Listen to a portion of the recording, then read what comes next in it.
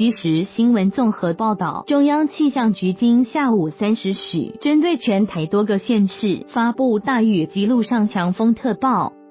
下午3时30分，气象局已针对基隆市、新北市、桃园市、新竹县、新竹市、苗栗县、台中市、彰化县、云林县、嘉义县、台南市、屏东县、宜兰县、花莲县、台东县、连江县、金门县与澎湖县等18县市发布陆上强风特报。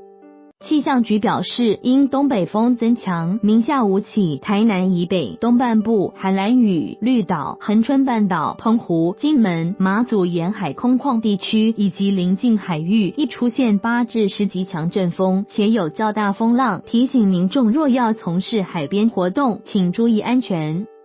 气象局也在下午3时45分、5时10分针对嘉义县、高雄市以及南投县发布大雨特报，并指应对流云系发展旺盛，除易出现短时强降雨，嘉义、高雄及南投山区亦恐发生局部大雨，建议外出者多加留意雷击、强阵风。另外，气象局于下午5时30分针对金门县发布浓雾特报，并指今日起至6日，西半部地区、澎湖、金门、马祖地区亦有局部雾或低云，恐影响能见度。目前金门已出现浓雾，能见度不足200公尺，请民众小心防范。更新时间17点40分。